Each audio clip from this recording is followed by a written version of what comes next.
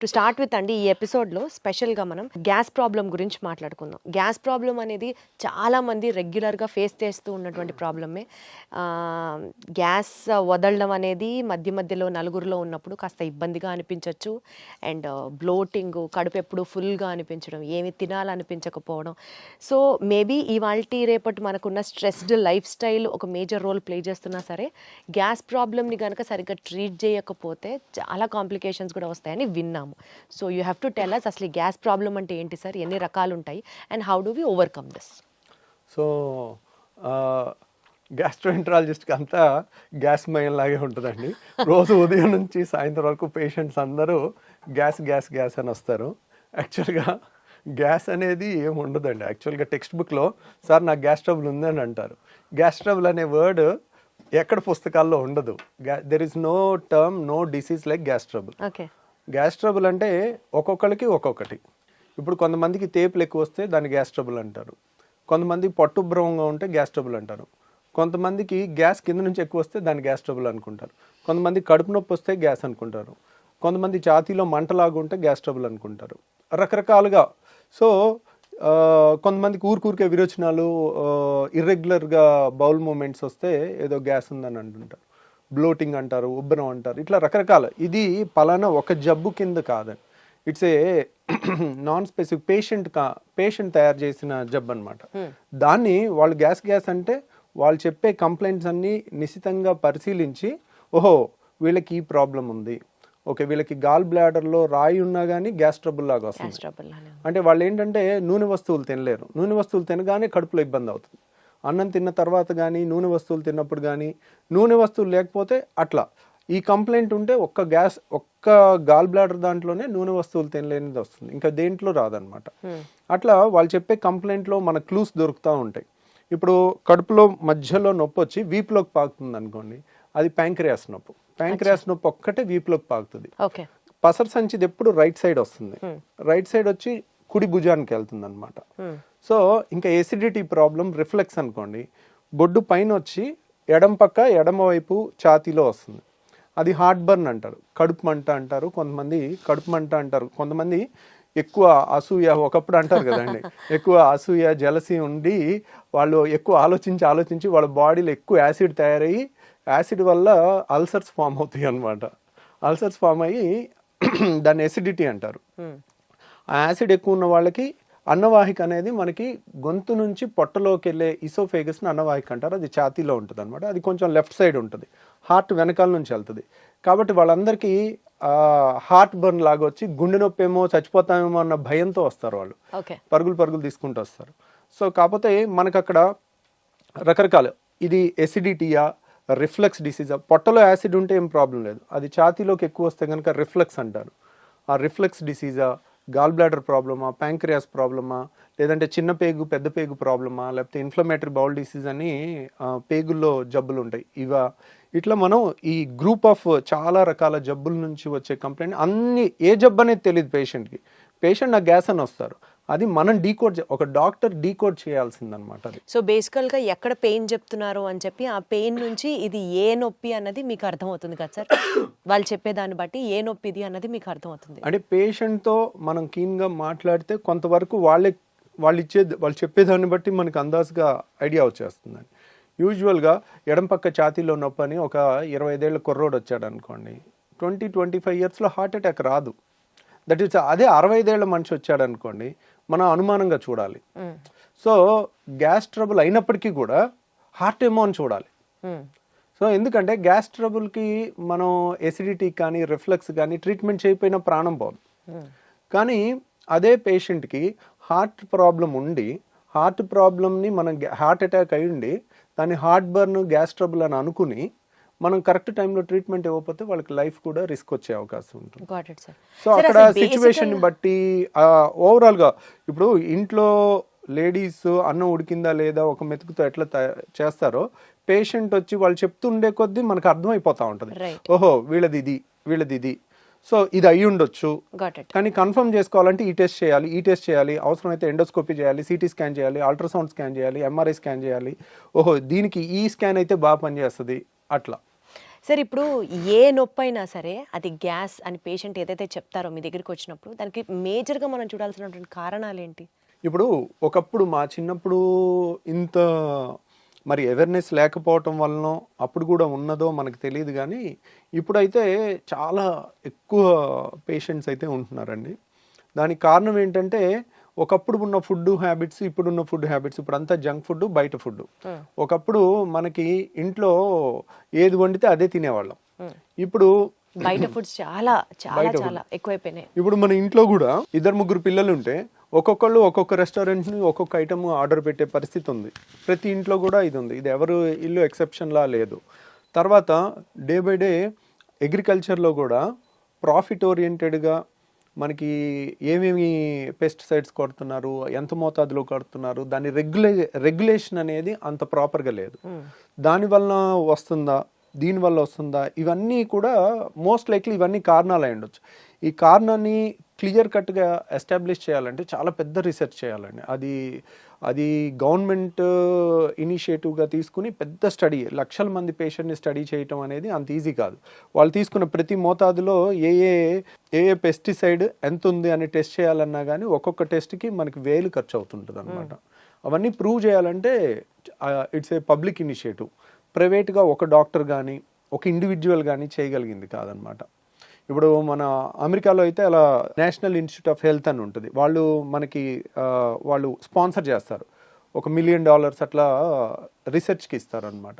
మన దగ్గర కూడా కొన్ని ఉన్నాయి, ICMR అని. అట్లా రీసెర్చ్ చేస్తే గానీ మనకి ఎందువల్ల అనేది ఈ గ్యాస్ ప్రాబ్లం వస్తుంది అన్నది తెలియట్లేదు అన్నట్టు. తెలియదు అంటే ఇదే కారణాలు. ఇదివరకు లేని ఇప్పుడు వచ్చినాయి కదండి. ఇప్పుడు ఇదివరకు ఇంత ఒబిసిటీ లేదు, ఇప్పుడు ఎందుకు వచ్చింది అంటే ఇప్పుడు ఇదివరకు 2 వీలర్స్ ఎన్ని ఉన్నాయి, ఇప్పుడు ఎన్ని ఉన్నాయి. నా స్కూల్కి నేను నడుచుకుంటూ వెళ్ళేవాడిని. ఇప్పుడు మా పిల్లలు కార్లో దిగి కార్లో వెళ్తున్నారు.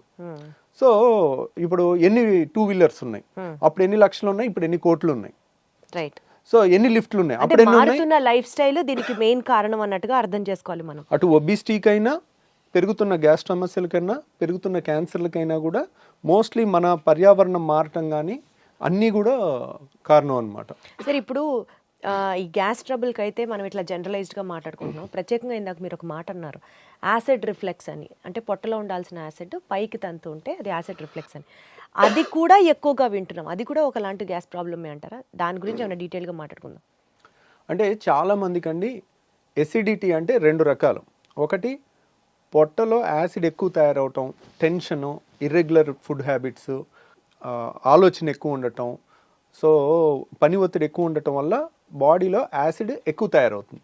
ఎప్పుడైతే యాసిడ్ ఎక్కువ తయారవుతుందో మనకి కడుపులో మంట వస్తుంది, వాళ్ళకి బొడ్డు పై భాగంలో మంటలాగా వస్తుంది.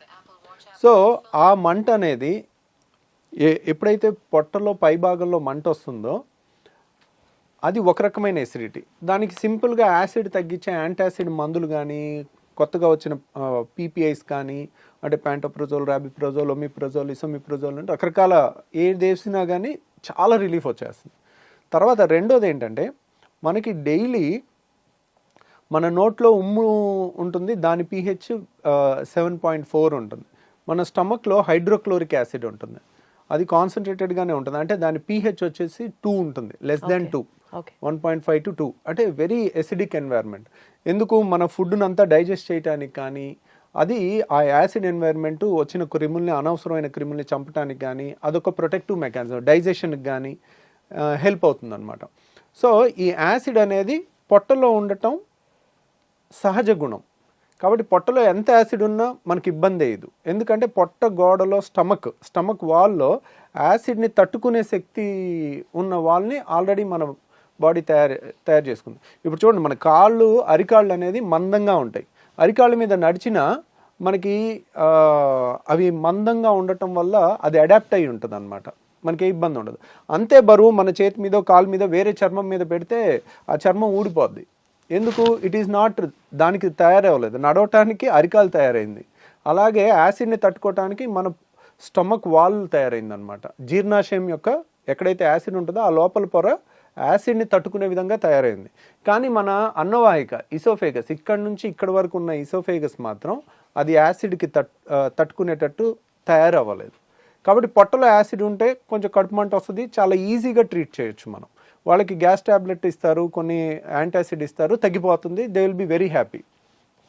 కానీ ఈ పొట్టలో ఉండాల్సిన యాసిడ్ ఇక్కడ వాల్వ్ ఉంటుంది, ఛాతీకి పొట్టకి ఛాతీకి మధ్యలో ఒక వాల్వ్ ఉంటుంది, దాన్ని హయాటస్ అంటారు. ఆ హయాటస్లో వెడల్పుగా ఉండి వాల్వ్ లూజ్గా ఉంటే దాన్ని హయాటస్ హెర్నియా అంటారు. చాలామందికి ఎండోస్కోపీ రిపోర్ట్ చూస్తే లాక్స్ ఎలియస్ అంటారు. లాక్స్ ఎలియస్ అంటే లోవర్ ఇసోఫేజియల్ స్ఫింక్టర్, ఇసోఫేగస్ అంటే అన్నవాహికలో ఇక్కడ ఒక కంట్రోల్ ఉంటుంది, అప్పర్ ఇసోఫేజియల్ స్ఫింక్టర్ అని. ఇక్కడేమో lower oesophageal sphincter. Lower oesophageal అయిపోయిన తర్వాత స్టమక్ స్టార్ట్ అయిపోతుంది, అంటే జీర్ణాశయం స్టార్ట్ అయిపోతుంది. సో ఇక్కడ వాళ్ళు లూజ్గా ఉంటే కనుక దాన్ని లాక్స్ ఎలియస్ అంటారు, లోవర్ ఇసోఫేజియల్ స్ఫింక్టర్. లేదంటే అక్కడ లూజ్గా ఉండటం వల్ల హైటస్ హెర్నియా అంటారు. గ్రేడ్ 1, గ్రేడ్ 2, గ్రేడ్ 3, గ్రేడ్ 4 ఉంటుంది. గ్రేడ్ 4 అంటే ఇంత వెడల్పుగా ఉంటుంది అక్కడ. అంటే ఏంటి, ఇప్పుడు ఇక్కడ ఎప్పుడైతే వాల్వ్ చాలా గ్రేడ్ 4 లూజ్గా ఉంటుందో పొట్టలో ఉన్న యాసిడ్ అంతా ఊరికే పైకి వస్తూ ఉంటుంది. పొట్ట అనేది జీర్ణాశయం అనేది మనం ఫుల్గా తిన్న తర్వాత అది గ్రైండర్ ఆన్ అయినట్టు ఆన్ అవుతుంది. ఆన్ అయినప్పుడు గ్రైండర్కి పైన మూత పెట్టలేదు అనుకోండి, ఎట్లయితే పైకి చిమ్ముతుందో అట్లా ఈ పొట్టలో ఉండాల్సిన యాసిడ్ అంతా అది ఫుడ్ తిన్నాక ఇలా పైకి ఇసోఫేగస్లోకి వస్తుంది. ఇసోఫేగస్ గోడ ఏమైంది, మన అన్నవాహిక గోడ అనేది యాసిడ్ని తట్టుకోవటానికి తయారవ్వాల, కాబట్టి అది విపరీతమైన మంట వస్తుంది, దాన్ని హార్ట్ బర్న్ అంటారు. వీళ్ళు ఏం తినకపోతే హ్యాపీగా ఉంటారు. ద మొమెంట్ తిన్న తర్వాత వాళ్ళకి ఒక గంట 2 గంటలు ఆ గ్రైండర్ లాగా ఆడినంతసేపు యాసిడ్ అనుకొచ్చి ఈ ఛాతీ అంతా మంట పట్టేసినట్టు ఉండటం, భుజంలో నొప్పి రావటం, ఎడం భుజంలో రావటం, తర్వాత ఎడం పక్క ఛాతీలో వచ్చేసరికి వెంటనే గుండె ప్రాబ్లం అని గడగడలాడిపోతూ ఉంటారు. ఎక్కడో టీవీలో చూస్తారు 25 ఏళ్ల మనిషి ఒక ఇలా కూలబడి చచ్చిపోతే అది హార్ట్ అటాక్ కాదో కూడా ఎవరికి తెలియదు. ఎవరికి తెలుసు, sudden death, it is a sudden death. Heart attack అని ప్రూవ్ ఉండదు, కానీ అందరూ దానికి లేబుల్ వేసేస్తారు. ఇప్పుడు మీడియా ఎవరన్నా సడన్ గా కోల్బడి చచ్చిపోయారు అనుకోండి, హార్ట్ అటాక్ అని తోసేస్తారు. Who can prove it? దానికి రియల్ గా ప్రూవ్ చేయాలంటే సడన్ డెత్, సడన్ గా కళ్ళు తిరిగి పడిపోయి చచ్చిపోవటానికి చాలా కారణాలు ఉంటాయి. సో ఇప్పుడు అంతెందుకు, మనకి ఒలింపిక్స్ ఆడే ఒలింపిక్ ప్లేయర్స్ కూడా రన్నింగ్ చేస్తూ సడన్ గా కోల్బడి చచ్చిపోయినట్టుంది. మరి వాళ్ళకి హార్ట్ అటాక్ వస్తుందా? అథ్లెట్స్కి రాదు కదా. సో చాలామంది ఏంటంటే మీడియాలో ఎమెచ్యూర్ పీపుల్ అంటే నాన్ ప్రొఫెషనల్ పీపుల్ ర్యాపిడ్ కన్క్లూజన్స్కి వస్తారు. ఆ ర్యాపిడ్ కన్క్లూజన్స్కి వచ్చి ఒక యంగ్స్టరు కళ్ళు తిరిగి పడిపోతే హార్ట్ అటాక్ వచ్చి చచ్చిపోయాడని అలా ప్రొజెక్ట్ చేశారనుకోండి, ఎడం పక్క గుండెలో నొప్పి వచ్చిన హార్ట్ బర్న్, యాసిడ్ ప్రాబ్లం వల్ల, రిఫ్లెక్స్ వల్ల వచ్చిన వాళ్ళందరూ నిద్రలేని రాత్రులు గడపాల్సి వస్తుంది. అమ్మో నేను చచ్చిపోతే అలా. కానీ అసలు ఈ యాసిడ్ రిఫ్లెక్స్ వల్ల ప్రాణాలు పోయే సిచ్యువేషన్ కూడా ఉంటుందా సార్? ఉండదు, కానీ ఆ భయంతో ప్రాణం పోయినట్టు బతుకుతారు వాళ్ళు. అయ్యయ్యో. సో ఎప్పుడైతే ఎక్కడో టీవీలో ఒకటి చూసి సడన్గా యంగ్స్టర్స్లో కూడా హార్ట్ అటాక్స్ పెరిగిపోయినాయి అని మీడియాలో వచ్చింది అనుకోండి, అమ్మో ఎడం పక్క నొప్పి వస్తుంది, నాకు గుండె నొప్పి ఏమో, నేను అలా చచ్చిపోతానేమో, నా పిల్లలు ఏమైపోతారు, నా భార్య ఏమైపోద్ది, ఇంకా రాత్రి అంతా నిద్రపోకుండా అలా కూర్చుని ఉంటారు వాళ్ళు, బయటికి చెప్పుకోలేరు. కానీ వాళ్ళకి ఏదైనా తింటేనే కదా వచ్చేది ఆ అనీజీనెస్. కానీ వచ్చినప్పుడు కూడా మరి తింటే అంటే ప్రతి పూట తింటారు కదా. ఇప్పుడు కొంతమంది ఇర్రెగ్యులర్ టైమింగ్స్లో, ఈ కాలంలో స్ట్రెస్ లేని జాబ్ ఏది ఉంది, కరెక్ట్ టైంకి ఫుడ్ తినే జాబ్ ఏది ఉంది? అందరూ పరుగులు తీస్తా ఉండి రాత్రి 10ంటికి వచ్చి బిర్యానీ తినొచ్చారు అనుకోండి, అర్ధరాత్రి 12ంటికి వాళ్ళకి వస్తుంది కరెక్ట్గా. ఆ టైంలో ఇంకా వాళ్ళు నిద్రపోరు, పాపం ఒకసారి ఇంట్లో వాళ్ళు నిద్రపోనివారు, కొంతమంది సైలెంట్ గా సఫర్ అవుతా. మరి ఏంటి సార్ దీనికి ప్రాబ్లం? ఆ లూజ్ అయిన వాల్వ్ ని టైట్ చేయొచ్చా? ట్రీట్మెంట్ ఏంటి? ఇంకా వాళ్ళు ఏం తినకుండా ఉంటారు అంటే గ్యాస్ ట్రబుల్లో చాలా మంది ఇలాంటి పేషెంట్స్ ఏంటంటే వీళ్ళకి మందులు ఇచ్చి ఫస్ట్ తగ్గించవచ్చండి. అంటే కంప్లీట్గా తగ్గించకపోయినా కంప్లీట్గా ఒక వాల్వ్ అనేది స్ట్రక్చరల్ డిఫెక్ట్ ఉంటే it has to be rectified. Okay. Acid ఎక్కువ ఉందనుకోండి, యాసిడ్ని తగ్గించవచ్చు. ఇక్కడ యాసిడ్ ఎక్కువ ఉండటం ప్రాబ్లం కాదు, నార్మల్ ఉండాల్సిన యాసిడే ఉంది, కానీ పొట్టలో ఉండాల్సిన ఛాతీలోకి వస్తుంది. రైట్. సో అక్కడ లూజ్గా ఉన్న వాల్వ్ని సో ఏదో విధంగా టైట్ చేసుకోవాలి. ఆ టైట్ చేసుకునే ముందు మనకి కొన్ని జాగ్రత్తలతో తగ్గించవచ్చు. ఆ జాగ్రత్తలు ఏంటంటే రిఫ్లెక్స్ కేర్ అంటారు దాన్ని. దాంట్లో ఏంటంటే ఒకేసారి కడుపు నిండా తినటం అనేది పెట్టుకోకూడదు. కడుపు నిండా తింటే ఏంటంటే ఈ ఛాతీలోకి ఎక్కువ వెనక్కి రావటం అనేది ఎక్కువ ఉంటుంది. ఇప్పుడు 4 ఇడ్లీలు 5 ఇడ్లీలు పడుతున్నాయి అనుకోండి, వాళ్ళు 2 మించి తినకూడదు. ఒకసారి కరెక్ట్గా 1.5 గంట ఆగి మళ్ళీ 2 తీసుకోవాలి, మళ్ళీ 1.5 2 గంటలు ఆగి మళ్ళీ 2 తీసుకోవాలి. ఇంకా దానికి నామోషి పడకూడదు, బాక్స్లో పెట్టేసుకోవాలి, ఎక్కడైనా ఒక 5 నిమిషాలు బ్రేక్ తీసుకోవాలి, పనిలో అయినా టక్ తినేసి అట్లా తెలివిగా చేసుకుంటే కనుక ఒకేసారి ఎక్కువ ఫుడ్ లేకపోతే ఎక్కువ వెనక్కి రాదు, ఎక్కువ యాసిడ్ తయారవదు, ఎక్కువ వెనక్కి వాళ్ళకి రాదు, కూడా అంత అన్ఈజీనెస్ ఉండదు అప్పుడు పాపం. ఉండదు. అది ఒకటి. తర్వాత చాలా మంది చేసేది ఏంటంటే చక్కగా 4 ఇడ్లీలో 5 ఇడ్లీలో లేదంటే 3-4 దోశలో తినేసి గ్లాసు నీళ్లు 2 గ్లాసు నీళ్లు తాగుతారు. తాగితే ఇంకా ఎక్కువ వెనక్కి వచ్చేస్తుంది. ఓకే. సో వీళ్ళు ఎప్పుడు కూడా నీళ్లు తిన్న తర్వాత తాగకూడదు, మనకి నీళ్లు తాగాలి. ఒక 4 గ్లాసులైనా ముందు తాగేసేయండి, నీళ్ళు ఎప్పటికప్పుడు దిగిపోతాయి, నీళ్ళ వల్ల యాసిడ్ ఎక్కువ తయారవదు, వెనక్కి వచ్చినా అంత ఇబ్బంది ఉండదు, అంత ఎక్కువ కూడా రాదు, ఎప్పటికప్పుడు తొందరగా వెళ్ళిపోద్ది నీళ్ళు అనేది. సో నీళ్ళంతా తాగేసిన తర్వాత ఒక 10 నిమిషాల తర్వాత అప్పుడు ఫుడ్ తిన్నారనుకోండి, ఫుడ్ తిన్నాక నీళ్ళు తాగలేదనుకోండి, వెనక్కి వచ్చేది తక్కువ ఉంటుంది అన్నమాట. స్టమక్ మొత్తం నిండిపోదు. అంటే ఫుడ్తో సగం నిండిపోయి సగంతో నీళ్ళతో ఉంటే ఆ గ్రైండర్ ఆన్ అవగానే సప్పని పైకి కొట్టేస్తుంది. సో ఇలా రిఫ్లెక్స్ కేర్ అని ప్లస్ యాసిడ్ తగ్గించే టాబ్లెట్స్ కొన్ని వేసుకుంటే కూడా చాలా రిలీఫ్ వస్తుంది వాళ్ళకి. ఓకే. సో ఇలా మందులతో 90% క్యూర్ చేయొచ్చు. వండర్ఫుల్. కానీ ఒక 10% మాత్రం ఇంకా తిరుగుతూనే ఉంటారు. ఒక డాక్టర్ దగ్గరికి వెళ్తారు, మందులు ఇస్తారు, తగ్గదు, ఇంకో డాక్టర్ దగ్గరికి వెళ్తారు, మందులు ఇస్తారు, తగ్గదు. అక్కడ స్ట్రక్చరల్ ప్రాబ్లమ్ని అలా 10% వాళ్ళకి మనం లేటెస్ట్గా ఒక టెస్ట్ వచ్చిందండి, దాన్ని 24 hour pH స్టడీ అంటారు. అంటే 24 గంటలు మనం హాస్పిటల్లో ఉంచి ఒక మెషిన్కి బెల్ట్ దగ్గర పెట్టేస్తాం, బెల్ట్ దగ్గర పెట్టేసి సన్న దారం లాంటిది ముక్కులోంచి స్టమక్ వరకు పంపిస్తే దాని మీద pH సెన్సార్స్ ఉంటాయి. అంటే ఇక్కడ ఎంత pH ఉంది, పొట్టలో ఎంత pH ఉంది అనేది 24 hours మనం టెస్ట్ చేయాలి. టెస్ట్ చేస్తే యాసిడ్ ఇక్కడ కూడా ఎక్కువ ఉందని వచ్చినప్పుడు pH ఇక్కడ 2 ఉంటుంది, ఇక్కడ 7 ఉండాలి, ఇక్కడ కూడా 2 ఉందనుకోండి, that indicates reflex disease, acid reflex disease. దాన్ని కన్ఫర్మ్ చేసుకున్న తర్వాత అది ఆ టెస్ట్ పాజిటివ్ వస్తే మాత్రం సర్జరీ చేసుకోవాలి. ఆ టెస్ట్ కొంచెం కాస్ట్ ఎక్కువ ఉంటుంది, 24 గంటల హాస్పిటల్లో ఉండి చేసుకోవాలి. సో బట్ దాంట్లో కనుక మనకి పాజిటివ్ వచ్చిందంటే కనుక అప్పుడు we can consider reflex surgery. Anti reflex surgery అనేది మనం ఈ వాల్వ్ని టైటన్ చేసుకుంటే వెనక్కి రాకుండా ఉంటుందన్నమాట. ఓకే. ఓకే. సో ఆ సర్జరీ మన దగ్గర ఇక్కడ చేస్తున్నారా సార్? మనం కూడా పర్ఫామ్ చేస్తాం. ఈ యాంటీ రిఫ్లెక్స్ సర్జరీని నిస్సెన్స్ ఫండాప్లికేషన్ అంటారు, దాని పేరు నిస్సెన్స్ అనే సైంటిస్ట్ పేరు పెట్టారనమాట. ఆ ఫండాప్లికేషన్ అంటారు. దానికి ఆల్మోస్ట్ కోత ఉండదు, కుట్టు ఉండదు, చిన్న హోల్ ద్వారా చేస్తాము. ఒక 20 minutes to 30 minutes అయిపోతుంది. ఈరోజు మార్నింగ్ చేస్తే నెక్స్ట్ డే ఈవినింగ్ 95% డిశ్చార్జ్ అయిపోతారు, ఇంకొక 5% నెక్స్ట్ డే డిశ్చార్జ్ అవుతారు. సో ఇది ఎఫెక్టివ్నెస్ ఎంత ఉంటుంది అంటే కనుక ఆల్మోస్ట్ 75% నుంచి 85% వరకు ఉంటుంది. ఒక 25%కి సగం రిలీఫే ఉంటుంది.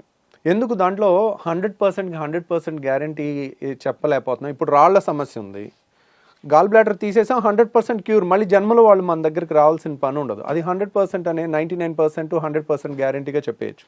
అదే రిఫ్లెక్స్ దాంట్లో 70 to 85% అనేది చాలా హై రిజల్ట్ అనమాట. సో ఎందుకనంటే ఇప్పుడు ఏదన్నా తీసేయటం తేలిక, గాల్ బ్లాడర్ తీసేసాం అయిపోయింది, గర్భసంచి తీసేసాం అయిపోయింది, చెయ్యి నరికేసాం నిమిషం పని. సో తీసేయటం తేలిక, మొండి చెయ్యిని ఇలా తయారు చేయలేం. మనిషి ఇంకో 1000 జన్మలు ఎత్తినా కానీ, సైన్స్ ఎంత డెవలప్ అయినా కానీ మొండి చెయ్యిని ఈ మూమెంట్ రాదు, రాయటం కానీ ఈ అద్భుతమైన క్రియేషన్ అనేది జరగదు. ఈ వాల్వ్ కూడా ఒక అద్భుతమైన క్రియేషన్, అది మనకి న్యాచురల్గానే పర్ఫెక్ట్గా ఉండాలి. దాన్ని మనం క్రియేట్ చేస్తున్నప్పుడు మనం ఒక గాడ్ క్రియేట్ చేసిన క్రియేషన్ అంత పర్ఫెక్షన్గా ఎప్పటికీ చేయలేం. 80% క్రియేషన్ అనేది ఇంకా వరల్డ్స్ బెస్ట్ రిజల్ట్ అనమాట. ఆ మాత్రం రిజల్ట్ ఇవ్వటమే చాలా కష్టం. అందుకనే అంత రిజల్ట్ కూడా ఇవ్వలేక ఎవ్వరు ఈ సర్జరీస్ అసలు చెప్పరు.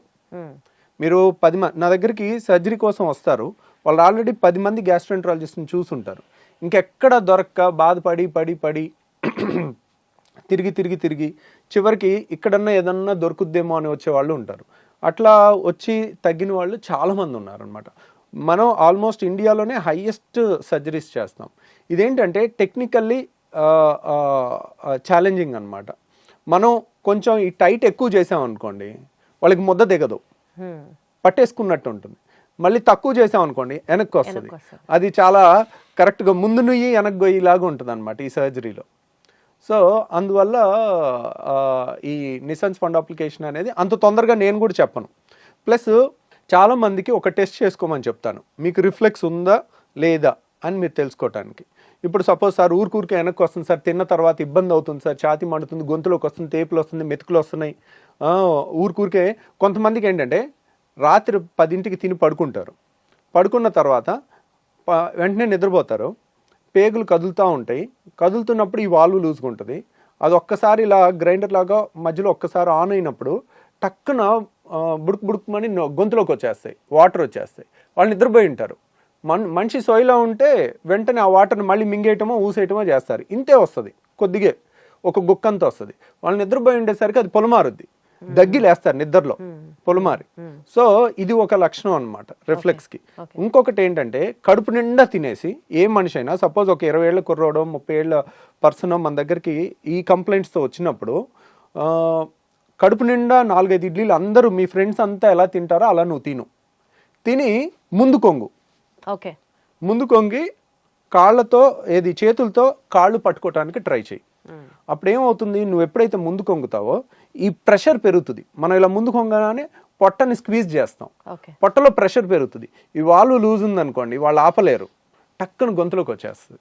సో ఈ టెస్ట్ అనేది ఎక్కడ పుస్తకాల్లో లేదండి, ఇది ప్రాక్టికల్ అండ్ కామన్ సెన్స్. ఈ టెస్ట్ అనేది మోస్ట్ వాల్యుబుల్ థింగ్. ఎందుకంటే 10 మంది చేస్తుంది మీ ఫ్రెండ్స్, మీరు చేయలేకపోయారంటే దాని అర్థం ఏంటి, ఇక్కడ రిఫ్లెక్స్ ఉంది, వాల్వ్ తేడా ఉంది, దాన్ని సరి చేసుకోవాలి. సో బేసికల్గా లైఫ్ స్టైల్తో మీరు చెప్పినటువంటి తక్కువ మోతాదులో తినడం, గ్యాప్లు ఇచ్చుకుంటూ తినడం, ఇలా చేసుకుంటూ టాబ్లెట్స్ కొన్ని మీరు సజెస్ట్ చేసిన వాడడం ఒక పద్ధతి. అండ్ ఇంకా కాంట్ బట్ అనుకున్నప్పుడు there is also surgery option which is only 80 to 85% accurate. దీన్ని మనం ఇంకా కంప్లీట్గా ప్రివెంట్ చేయడం అన్నది ఇంకా మన చేతిలో లేదు కదా సార్, బికాజ్ అది స్ట్రక్చరల్గా వచ్చినటువంటి చేంజ్ కాబట్టి. సో దాన్ని మనం ప్రివెంట్ చేయలేము. The best thing they can do is మీలాంటి ఒక బెస్ట్ గ్యాస్ట్రెంట్రాలజిస్ట్ని సజెస్ట్ చేయడమే, కలవడమే, మీతో మాట్లాడడమే. సో విన్నారు కదండి, గ్యాస్ ప్రాబ్లం అనేది మనం లైట్గా తీసుకోవడానికి ఏమాత్రం లేదు. ఈ రిఫ్లెక్స్ అనేది కనుక ఇందాక సార్ చెప్పినట్లుగా ఒక 2-3 టెస్టులు మనకి మనమే చేసుకోవచ్చు, హాస్పిటల్లో అడ్మిట్ అయ్యి చేసుకోవాల్సిన కాదు. ఇలాంటివి గమనించుకుంటూ ఎప్పటికప్పుడు మనకు ఆ రిఫ్లెక్స్ సమస్య ఉందా, మేబీ దీనివల్ల ఇంత ఇబ్బంది పడుతున్నామా అన్న ఒక మినిమం అండర్స్టాండింగ్తో డాక్టర్ని కలవడం చాలా చాలా చాలా అవసరం. Thank you so much sir. Thank you అండి.